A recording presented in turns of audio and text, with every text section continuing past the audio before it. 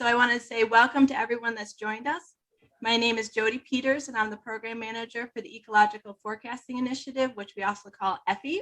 So I want to thank you all for joining us, and especially a big thanks to our panelists for sharing their time with us today.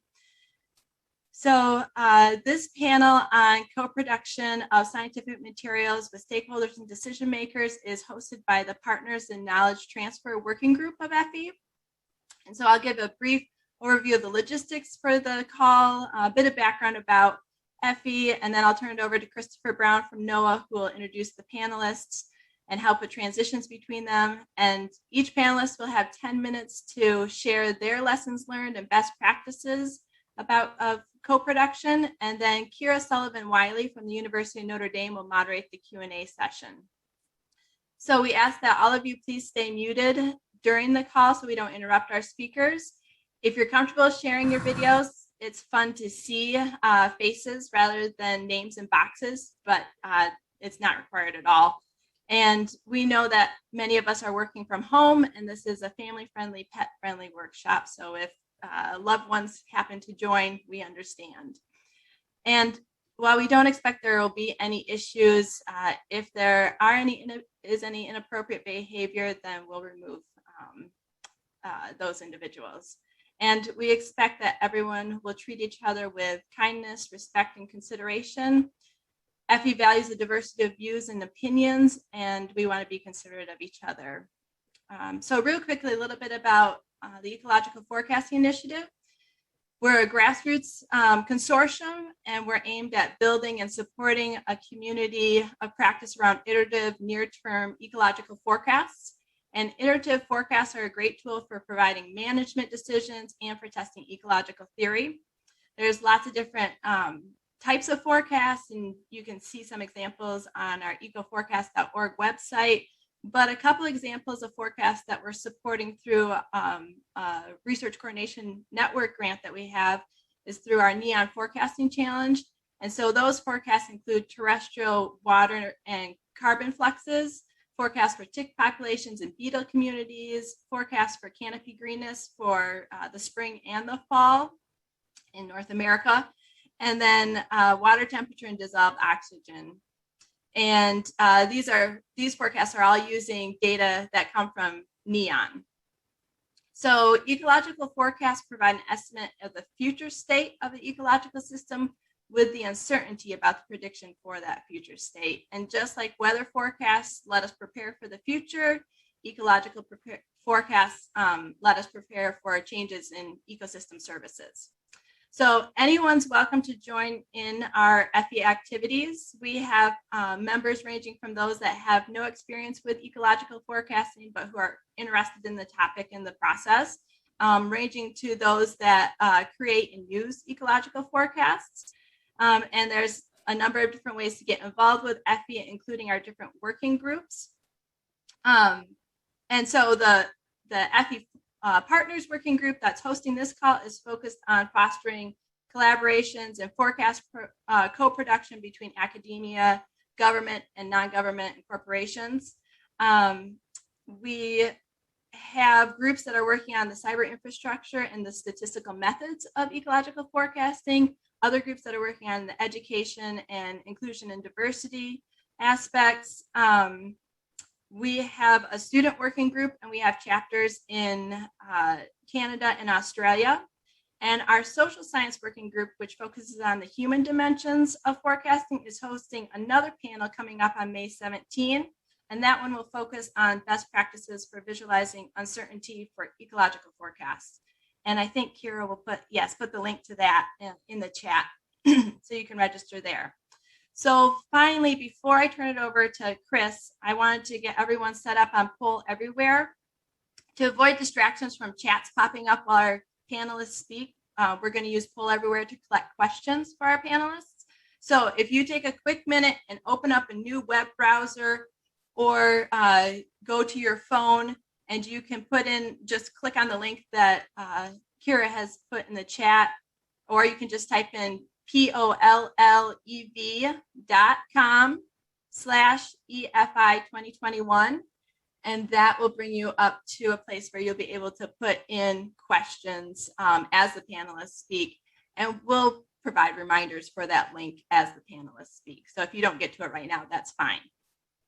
And also on Poll Everywhere, there's the option to upvote. So if others have posted a question similar to what you're interested in, go ahead and upvote that. Okay, and with that, I'm going to turn it over to Chris.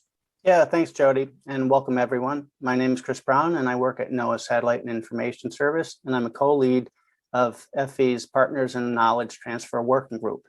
Our first panelist is Alyssa Rosemartin. Alyssa is a partner and application specialist for the USA's National Phenology Network. She supports partnerships with resource management agencies and researchers to advance USA's NEON Phenology Network's mission to improve scientific understanding and decision-making.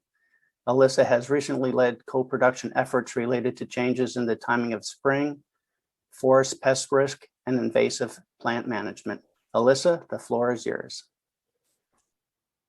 Thanks. I'm happy to be here with you all today and connect in conversation after the presentations. So as I've been thinking about this co-production and engaging in it professionally and reading literature and writing about it, I started thinking recently, this is all awfully familiar. And so I thought I would just start by mentioning a little bit about my mom. Diane House, she is a family doctor, a primary care physician, and her office was in the basement of the house I grew up in. And it all seemed really normal, the way things do when you're a kid. And then when I was like 25 and looking for my own doctor, I realized it was really hard to find a doctor who would spend an hour and a half with you, or who would like take a bag of rhubarb as a co-payment. And I started to think more about like, what is it that my mom is doing? And she goes on house calls to this day. She goes on house calls, and she's really all about the relationship first. Like she treats often like 3 generations in the same family. She knows the whole story. And, she's also, and then I would hear, from people like, the epidemiologist at Penn told me like, your mom is an amazing diagnostician. Like she catches stuff that nobody else catches. And I think that's because of how much time she's spending on the context and the person and the relationship. And I think what she's doing is judiciously applying the tools of Western science in the context of relationships and life as it's lived, basically. And I think that's sort of where we're going with this whole co-production thing. And I know it takes its inspiration from translational medicine. I don't actually know a lot about that, like in the academic sense, but the parallel in my career, like trying to sort of follow my mom's footsteps is definitely there. The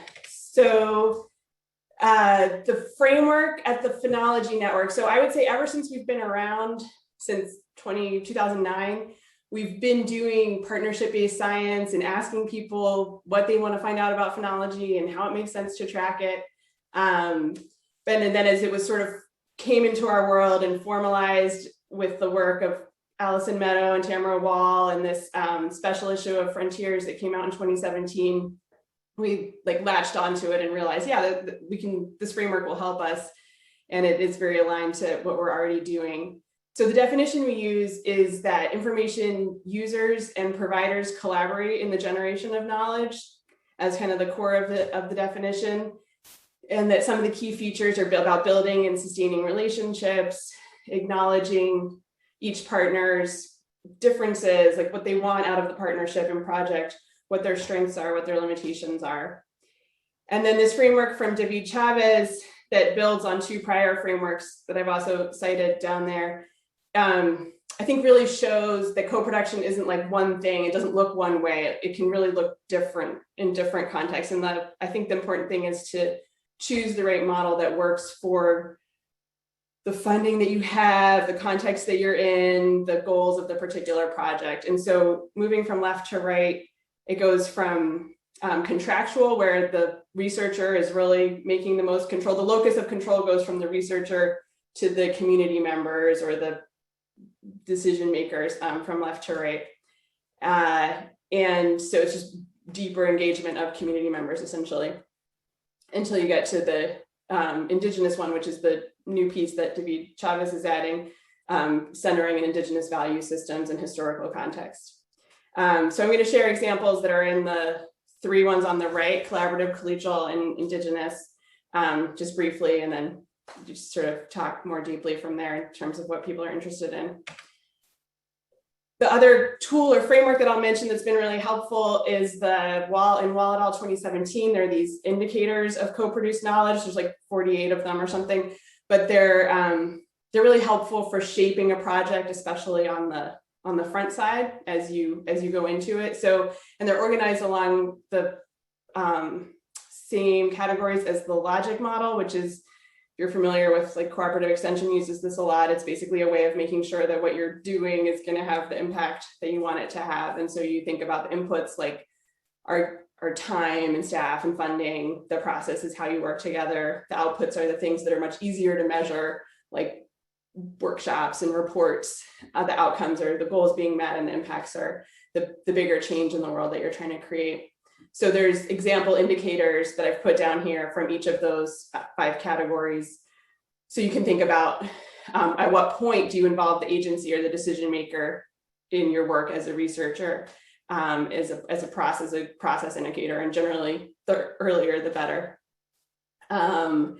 If some of the outcome, the science is seen as credible, the people who were involved in co-producing this knowledge see it as they believe in the process and they think that the information is true. And then you might have impacts like the actual change, like people are empowered to make a decision or they're able to better manage a problem.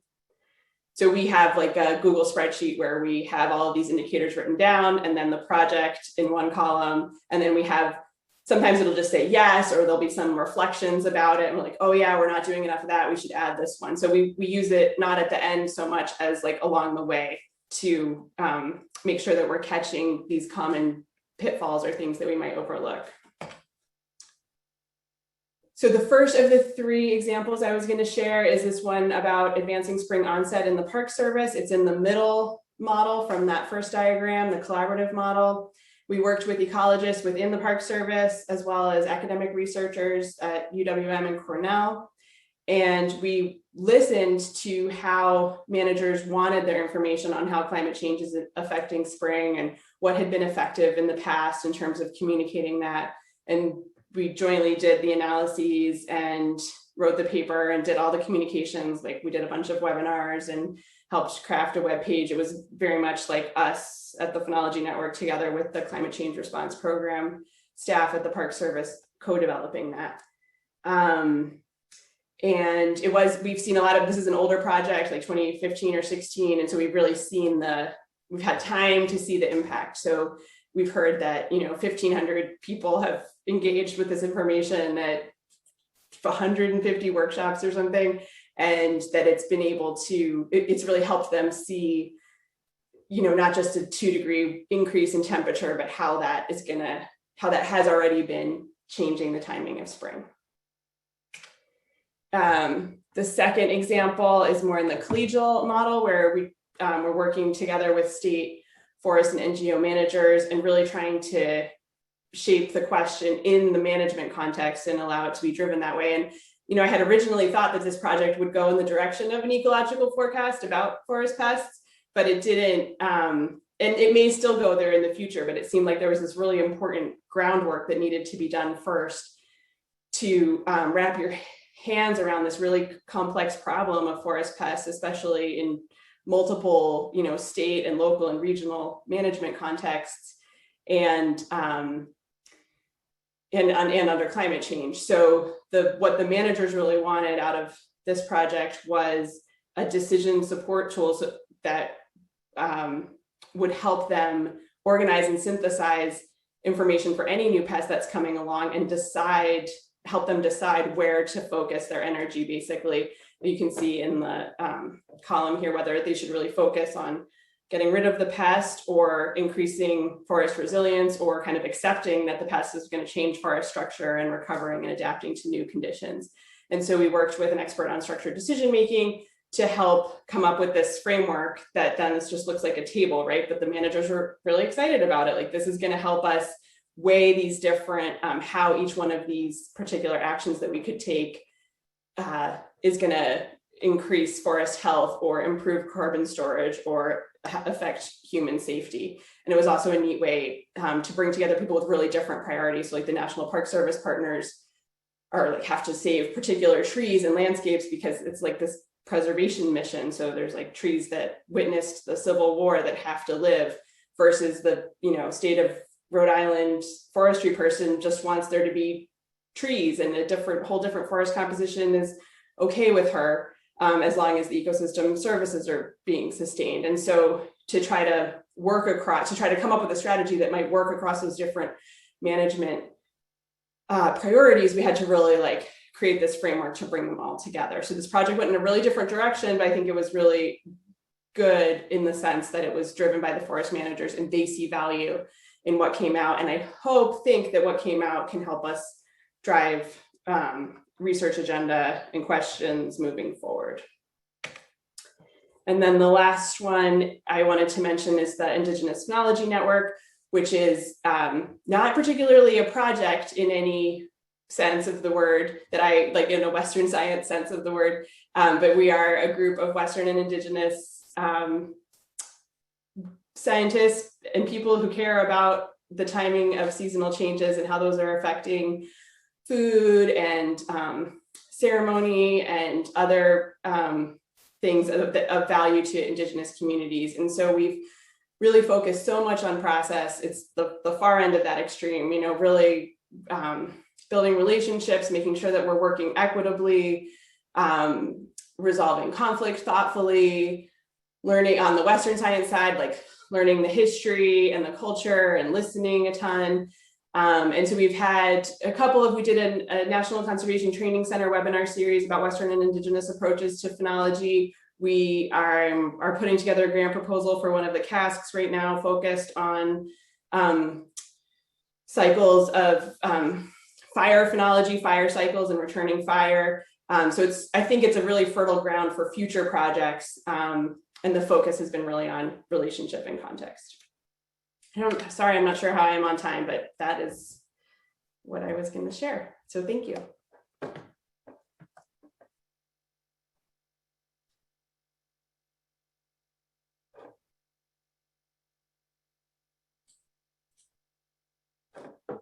Oh, you might be muted, Chris. Yes, I was. Sorry about that. Thanks very much, Alyssa. I'm going to, very interesting talk. I'm going to ask that questions be held until the end so that everyone has a chance to speak, and then so we'll have sufficient time to ask questions at the end. So our second panelist is Mahmoud Farook. Mahmoud is the Associate Director for the Consortium for Science, Policy, and Outcomes at Arizona State University's Washington Center.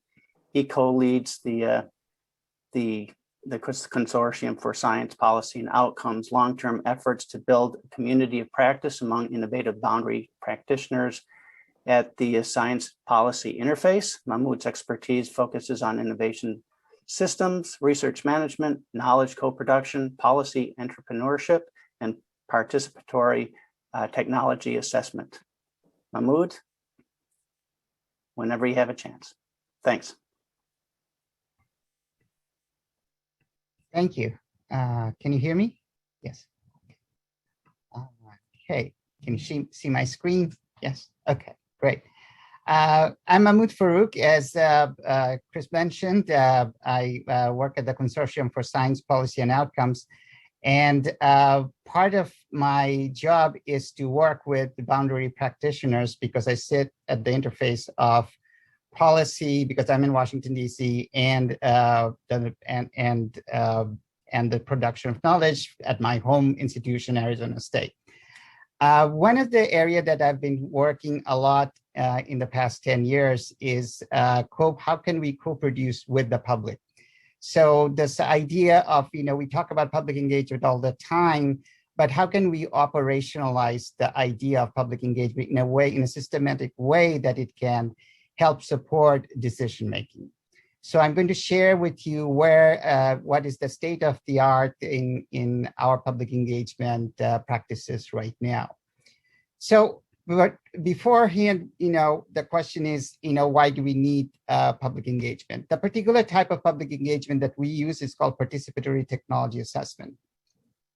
And the idea here is basically to engage those who are systematically left out of the decision-making process. So we are basically trying to fill a democratic gap. So we are trying to create an informed dialogue with citizens who are generally underrepresented in science and technology policy decision-making.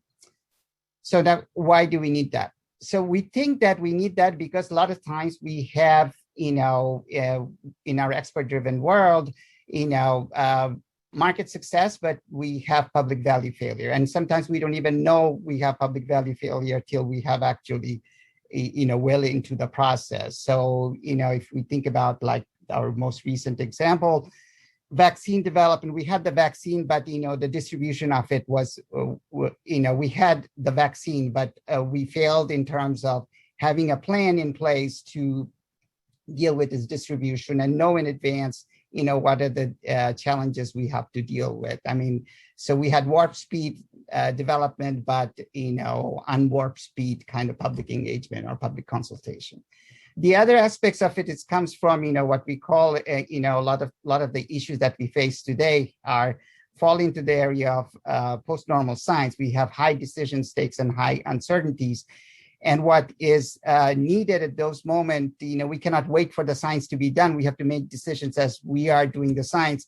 So what is advocated in those situations is societal peer review. So that means engaging with the people as we are making our research and development and making decisions as we go along. So the other aspects of the public engagement that I practice is also, when does it? Normally, we work in a linear model. We think that engagement comes at the end, needs to happen at the end of the process. But we say that actually engagement can happen in any part of the scientific process. It can happen in upstream, it can happen in midstream, it can also happen in downstream.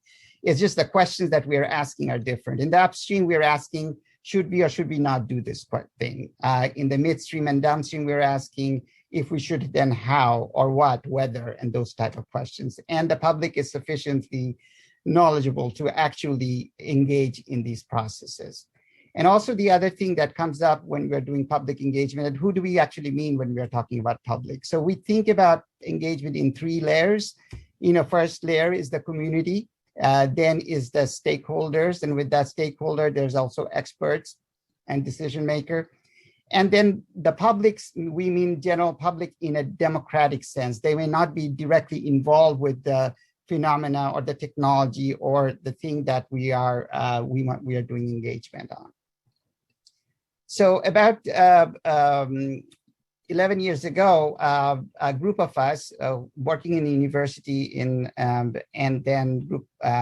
our partners working in informal science education in science museums and nonpartisan think tank, we came together to propose to do a public engagement through a distributed institutional network. The idea was that the museums will bring in their public communication and convening power. The university will bring in the subject matter expertise and training, and nonpartisan policy think tank will provide the link to policy and decision making. So our initial configuration was the Arizona State University Consortium of Science Policy and Outcomes, the Museum of Science Boston, Woodrow Wilson Center, Local Institute, and SciStarter. Our basic idea is simple, that we are not substituting expertise, we are just adding public participation to the process. We wanted to have a distributed, agile, and collaborative institutional nonpartisan framework, and we want to invite and integrate diverse value propositions. But we knew that, off the bat, we will not have the perfect model, so we always emphasize learning from each time we do, and it's a continuous process. So if you looked at the project we did in year 1, is very different from the projects that we do now. And the main idea is this is not the public engagement for the sake of public engagement. We want to actually use the engagement to help us make decisions. And so it needs to be integrated in policy and decision making. So over the years, we have now engaged with a variety of agencies on a variety of topics with some government and philanthropic support. The basic idea is that what we have found that if we put people and communities at the center of any particular issue, the conversation actually changes even among expert decision makers and stakeholders. And what we find is that, a lot of issues that we have, we cannot make progress because of conflict and contested values. Sometimes putting community at the center helps us find alternatives. So our process is, public engagement process basically has 3 steps. But at the beginning of the process, our basic assumption, we have 2 normative propositions. That one is that the lay public have valuable knowledge and perspectives to share, and that informed and intentional and deliberate learning leads to better societal outcomes. And we have some design principles in our engagement process. They obviously diverse representation. It needs to be multi-directional learning. That means we're listening as much as we are giving information. We want informed community participants, so it's different from a public opinion poll. And we want clear, comparable, or usable outputs, formats, and outcomes. So it starts with a problem framing process where we bring in experts, stakeholders, and publics. It usually takes the form of a workshop. We also do literature reviews. And basically, we're trying to ask a societal question about what should we do. We're not trying to answer a technical or scientific question. So we're trying to address a public value question. And then we have our community and forum, and that can take a variety of shapes. The basic idea is there's some information content provided. It's usually a day-long activity. The participants are selected to represent the demographics of the area where the conversation is taking place. And we have structured dialogue. And because we work with museums, these are very interactive. Sometimes use a lot of props and gaming type of situations. And at the end, we take the results and feed it back to the expert stakeholders in the decision-making process. So basically, in a knowledge co-production model, it looks like this. We have, we bring in the technical problem and societal issues together to frame the problem. Then we have citizen dialogue, and then we have results, and then we feed it back both to inform the science that we do and also inform the policy development. But it doesn't really stop there, because after the engagement, part of the citizens who get involved wants to stay involved. So there's a question, how do they stay engaged? And one option is for them to engage in citizen science kind of activities, where they can then actually work with the researchers or planners and to collect data and samples and so forth to help in the monitoring or analysis of the problem that they just engage in. But there's others who don't want to engage on the research side, but they want to engage on the action side. And for them, there's also these avenues of working with local nonprofits and other agencies and advocacy organizations to work in so that make sure that the public value process is implemented. So what it entails is that, on the right side, there's an opportunity for, if you were talking about on a technological sense, participatory design, involving people in the design as we are developing the product or the process. And similar way, on the left side of the canvas, we are thinking about participatory decision making. So that's all I had to say, and I would just want to end with just one small video. Hopefully it'll work. It's 60 seconds, so to give you an example what our processes look like. Let's see.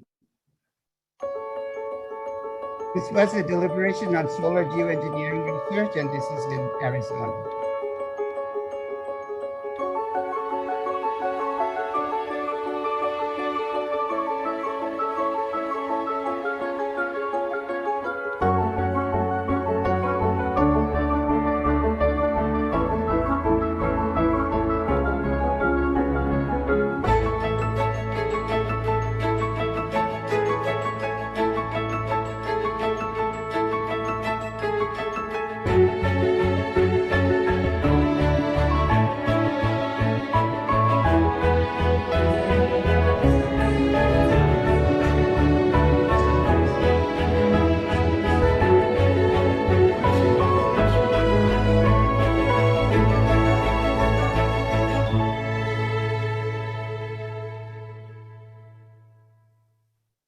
Thank you. That's all I have. Back to you, Chris.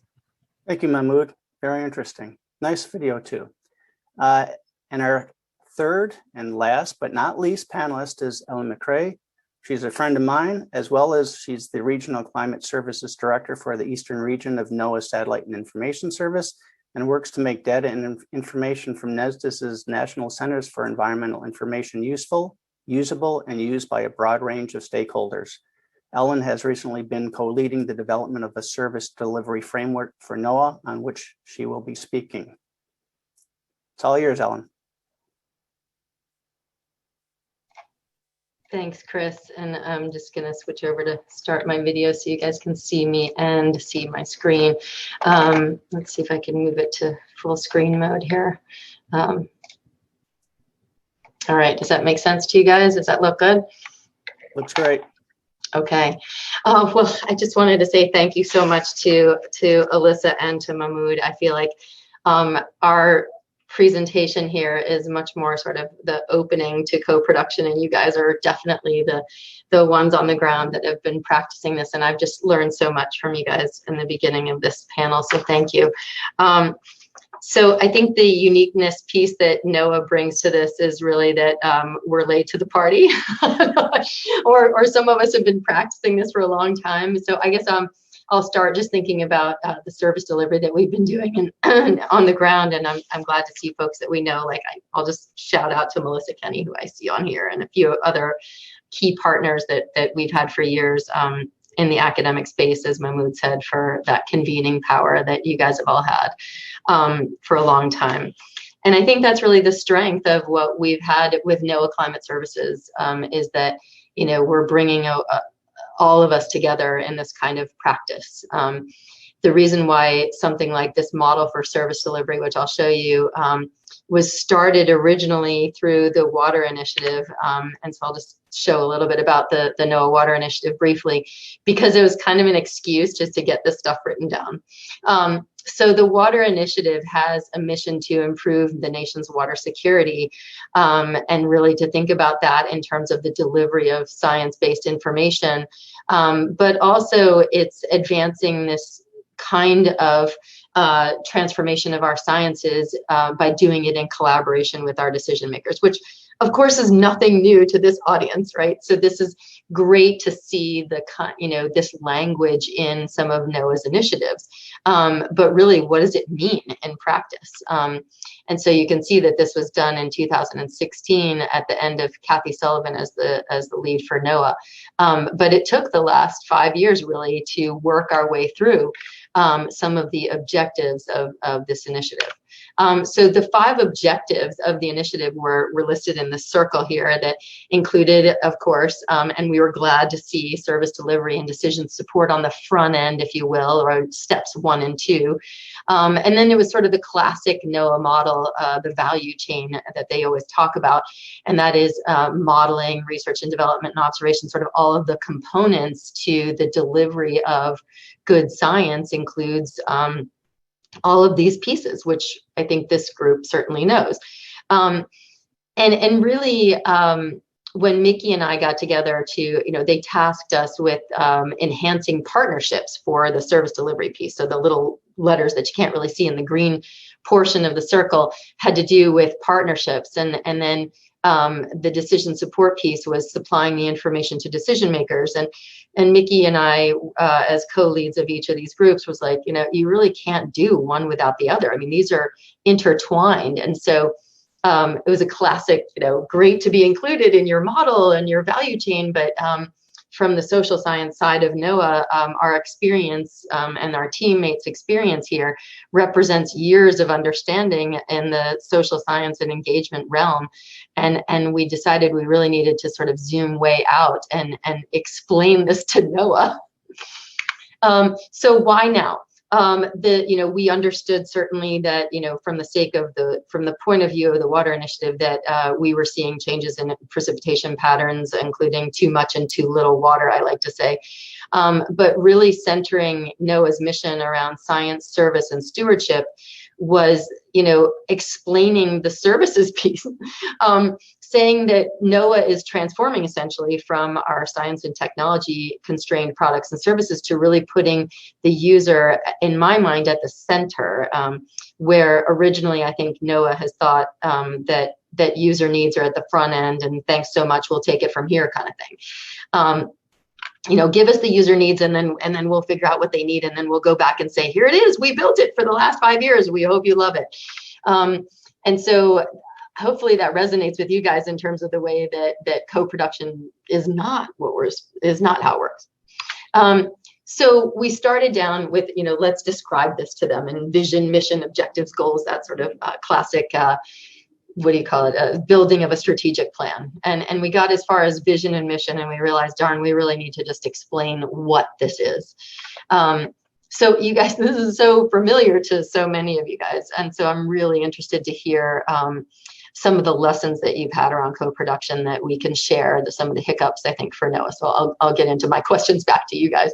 But really, I think we landed at that NOAA is interested in, building that set of trusted experts and how we engage. And we realize that our customers are both external, which many of us focus our time on, but they're also internal customers. NOAA Fisheries will say that they're a customer of the satellite service and the observational components, say. So we have internal and external customers in the agency.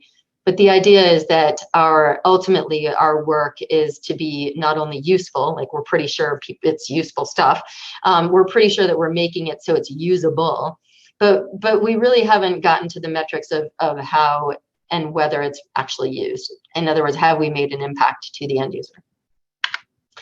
So I'm going to land on this, which is where we've had a lot of traction inside NOAA at this point. The service delivery framework is not new to many of you as practitioners, but it was really new to some people in NOAA because out on the ground, we certainly realized that our engagement is local and at the most regional in size geographically. We also realized that the continuous engagement portion with our end users and our internal users is central to our model here, that it's not just at the beginning of a relationship. We were really clear that service delivery is not marketing. This is not, here's a product, don't you love it? And we're supposed to take this product and give them, show it to as many people as we can to make sure people love it, is not going to work without that co-production piece throughout. It is unsatisfactory to the user to be handed something that they're supposed to love and use. And we were also valuing the front end of the user chain here. If you think of the wheel, meaning it does go, its movement is continuous all the way around. But if I start, for the sake of discussion, at the build of trusted relationships, this was a phase that many people in NOAA actually thought that you could kind of skip or gloss over or assume. That somebody, even our contractual relationships, using Alyssa's point, or our grant relationships could address the building of trusted relationships, when sometimes that's a continuous thing. You can't just build them on the front and then stop. Once that relationship is understood and strong and trusted, we get into the gathering of information from the person, or gathering of lessons really, and user needs. And then NOAA likes to use this term requirement, how you translate the user need to a quote requirement. But in fact, sometimes it's just a user need. And it's really, let's talk about what that need really looks like inside the agency. And really, this is kind of the valley of death in NOAA right now, is thinking about, we gather needs all the time with our academic partners, Melissa being one of them. Many of us are gathering needs, but if nobody's listening to what the user needs to actually build it, those of us that gather the needs aren't necessarily the same ones that build the response. And so that's really key, is jumping that hurdle and being able to say, that's great that you have these needs, but who's going to address the need all the way over here? And how do we move through these processes to articulate and re-articulate and make sure that we're with the user to make sure we're getting it right as we state this within NOAA. Is this what you want? Are we sure? And is there somebody out there that can build it? And maybe it's not NOAA. So we do an assessment phase where we say, you know what? That is not NOAA. That is USDA, or that is USGS, or the Phenology Network, or another one of our NGO partners. And so we have to be clear what is and what isn't something that we're going to be addressing. And then how that gets addressed, either in partnership and co-production with some of the other components of our partnerships, or with the user itself. And then how that relationship goes back to the delivery piece. So maybe the developer of this is I like to say, maybe that developer shouldn't be let out of his or her office, right? So maybe they're really good at this model, but they're not so good at the interaction piece. And so we have to be clear that there's engagement with that developer, but that delivery and technical assistance piece may be back to the trusted relationship piece. So there's movement through and across and around this diagram. So I feel like I'm preaching a little bit to those of you that already know this. And so I'm going to move quickly through this, except to say that you wouldn't believe the head nodding that we're getting in NOAA on this. It's kind of surprising and exciting. The idea being that continuous engagement is the foundation, and that personal involvement is really key. And just like Alyssa said with her mother and that incredibly moving story, which I love, because my husband says the same thing. He's like, my grandfather used to do this, and really spend time with his patients, and we get 10 minutes with modern day medicine. So I love that personal connection and that analysis that she's able to do by the multi-generational look at medicine. And I think it is that personal involvement, which has been perhaps undervalued to date. So this framework has gotten a lot of attention. Certainly our academic partners have been practicing this. All of these gray parts of the wheel are very in tune with this. And yet this framework is adding a lot of value to our initiatives and to our way of doing business now in NOAA. And part of it is, so what does it mean to adopt this for NOAA? And part of it is valuing all the contributions of the value chain. And our ability to prioritize our product lines based, frankly, on who's really using it. It's not a marketing thing again. It's not saying, we've had this product for 20 years, but we don't have a user for it. So can you go find us a user? It's like, well, maybe that should be retired. So we really have to think about what we're delivering and whether it's gotten traction or not. And that's really scary to people inside NOAA to think about their career developing this one product that may not have really enough of a user base. And then how we refine and develop new products in this new mode of co-production is a little bit scary to those that would just like to spend their next 5 years building this fabulous Ferrari that somebody will love, we're sure of it, when in fact the user in a co-production manner might say, I was really kind of hoping for a bike. I just needed to get from one to the next. I didn't need sort of the top of the line sports car. And how can we deliver that in almost an agile framework, deliver something that they could use in the interim, perhaps while the Ferrari is being developed, or maybe the Ferrari isn't needed at all. And so we're really talking about this now as using the agile framework from IT and thinking about what it means to deliver interim products that may just as well meet the need. So it's my last slide, just thinking about the questions I'd love to ask you guys. And that is, we really want to bake this into NOAA. Like I said, it's gotten a lot of attention, but there are hurdles that I'm sure you as practitioners are well aware of that, might be warnings that we need to talk to NOAA about. And some of that involves, certainly better resourcing this concept of co-production and socializing the idea that perhaps it's not the Ferrari that we have to build after all, but where do we make those connections for folks? So still a lot of outstanding questions that, so I kind of back at you with some of those questions, but I'll stop there for the discussion. Thank you. Thanks, Ellen. Thanks very much for all the participants, Alyssa, Mahmoud, as well as Ellen. There are questions that will there are links to the questions to each of the panelists in the chat, in which you can click on to request them. And I think Kara will be taking care of that from now. And obviously it seems as if there are going to be probably a lot of offline questions getting together, because there's only about another 15 minutes for this meeting, but I'm sure we can continue with this discussion after the meeting ends. Okay. So any questions, Kira, that have come up yet? Loads. People are very active on Poll Everywhere, so that's wonderful.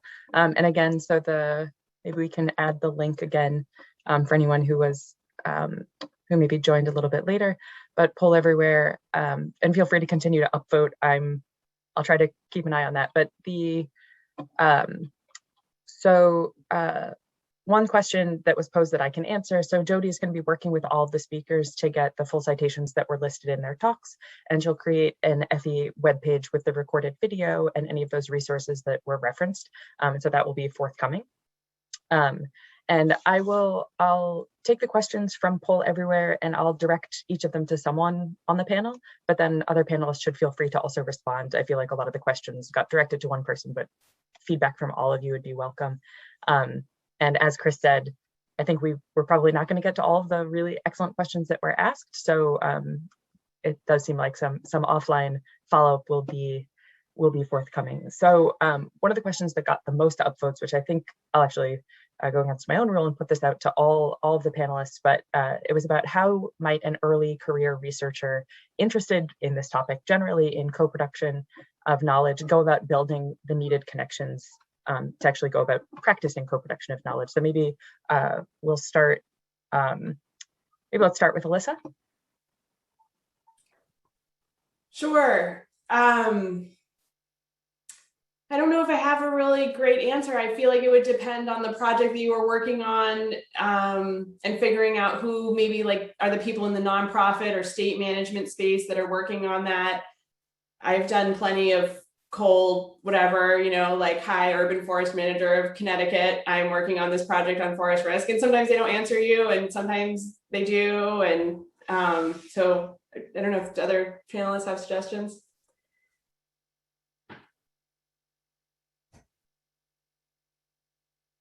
So this is Ellen. I'll just say it's funny because I get that question a lot. Like, how do I get a job like yours? And I think that what's great about working for a large organization is our ability to take on students in many different forums, fora. So the NOAA Education Office is one that you should Google for multiple opportunities in terms of our assistantships and our internships, and there's the Halling Scholarship. There's the so multiple NOAA programs that can pair up with the kind of service delivery social science side that I think is finally getting traction in NOAA. And then there's also opportunities, building your this sounds like the slow road, but building your USA Jobs portfolio is being ready to apply for the positions that are coming online quickly as NOAA sort of takes off into this new administration.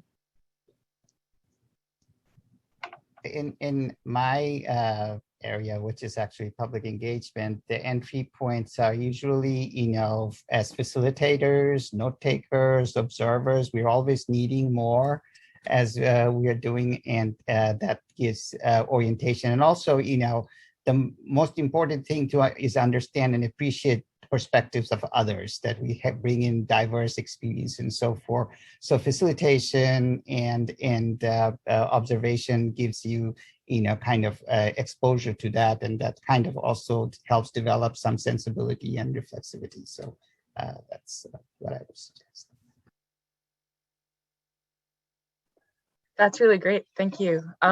So the next question was also that I wanted to get to was also sort of in a similar line about how to go about practicing this. We had a question about building a co-production toolkit, that someone is undertaking that right now, and they'd love to hear more about the tools that the three of you use or have used.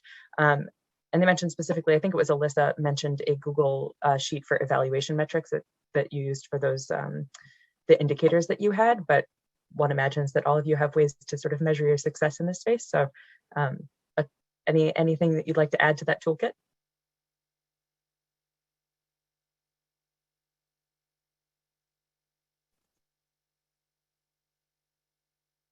Well, I was involved with the NSF's ICOR program, which is gears people to go take a product to market. And they have this, what they call business model canvas. And I have converted that into a nonprofit and public engagement canvas, because some of the questions that they ask, and the whole idea is based on 100 interviews. So it's basically, they say, go out of the building, just don't build a plan, go talk to people. And I found that very, very useful when we are designing any kind of program and also usable science. What's the value proposition? Ellen's presentation, maybe it's time to retire the product. There's really no demand for it. And you will not find out unless you actually do engagement. So I think that canvas is kind of helpful because it talks about who is your audience, what is your value proposition, what channels are you going to use, what relationships are you going to build, what are your success factors, what's your budget, what are your activities, what are the key resources, who are the partners. There's this 9 boxes, and I think if you ask those 9 questions and go and actually test it out, I've been using it in my class, and it's been very, very useful. People can cut down the whole development time, which takes years, in a very short time, because you're just out there doing it without hypothesizing or developing theory about it. So. Ellen or Alyssa, anything to add? I would just love to hear from others on that evaluation piece. We have a few social scientists in NOAA that have really been noodling on the components that we need to make sure are in our evaluation piece. And we're constantly, for the last 11 years I've been in this position, every year I get asked, what have you brought to us? Like, what's your value? You know how hard it is to defend yourself annually?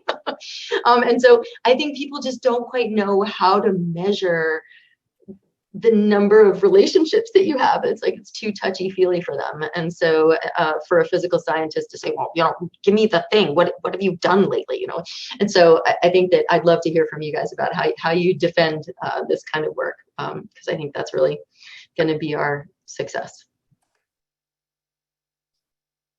Yeah, I think I'm happy. I'll share all those things in the follow-up that Kira and Jody were mentioning, and I can give an example of that Google spreadsheet. It's super simple that we just use to reflect as we go. But I think to the point that Ellen's getting at, I think I think about my mom too, she basically just ignores all of the other things that people pay attention to, like status and money and stuff. And so she's unusual.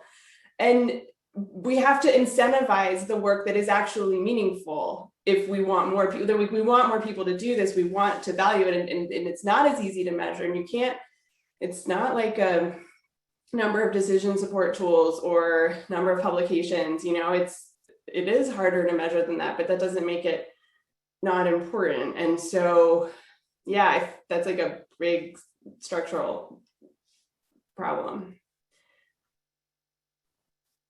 And there was a follow-up question that I think was written while Ellen was talking, but again, I think probably all the panelists will have something to say that touches on this issue, I think, which was, how do we ensure that you build in the time and capacity for assessing and meeting user needs from the start, which I think, this is talking about putting resources towards something. And so do you have, you've basically as a panel just also raised the same question that was raised by the participant, but do you have you seen success, or how have you done that in your own organizations to sort of get the people within your organization to sort of respect and make space for that? Do you have feedback on that or comment?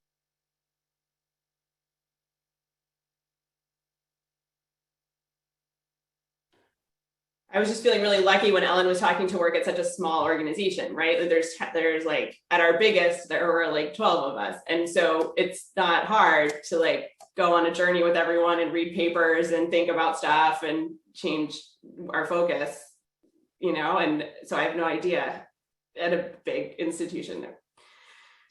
Oh, I love it.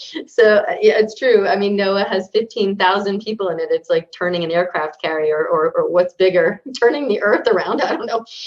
So I feel like there's a lot of, yeah, we have to keep saying it and really simplify it, right, to this model where, you know, you guys are like, yeah, you know, but NOAA's like, oh, this is really cool. So yeah, we have to start small and sneak up on them a little bit. And I think so far we've been doing that. So it's exciting. Yeah, but the ability to pivot is also quite nice, which may be more advice to the young researchers that asked the first question.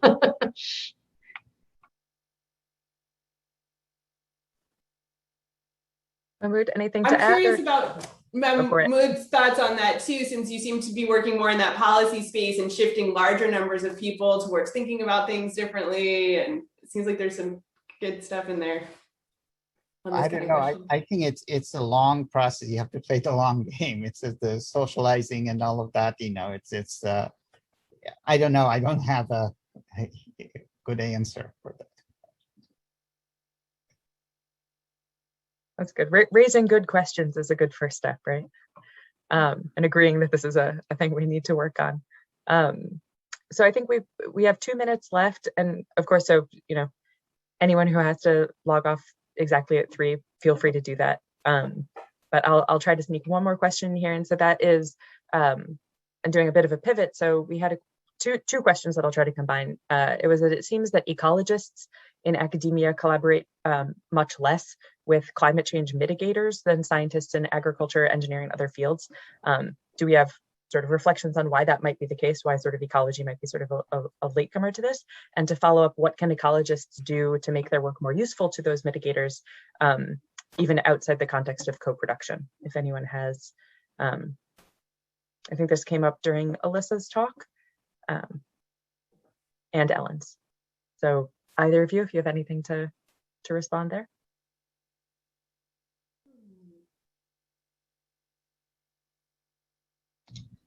Kira, I really don't. I'm not an ecologist by training. I'm a climate scientist by training, so I'm kind of on that other side.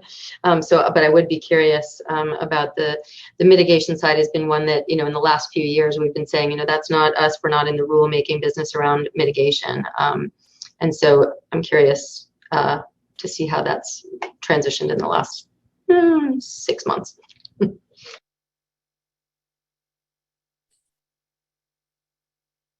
Yeah, that's an interesting question. So like, I do identify as an ecologist, but my master's is in wildlife conservation, like in a natural resources department, which is more applied, and I'm at the University of Arizona, which has a ton of applied climate science stuff going on. So it may depend on the institution.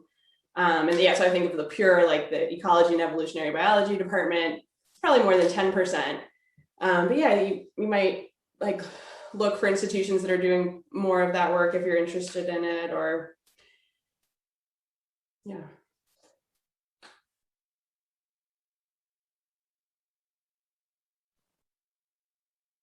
Mahmoud, anything to add to that before we kind of wrap up, or? Not really. No, you'd like to see more of it. Okay, great. Well, thank you. I know we didn't get to all of the questions. They were really wonderful. So I don't know if we can those or think about them later, or just keep them in our minds and do another panel sometime. But this was really wonderful. So I don't know if Jody or Chris have other comments to make to wrap up. Since it's 3 o'clock, I just want to say 3 o'clock on East Coast time. Just thank you to all our panelists, and thank you to everyone that's participated.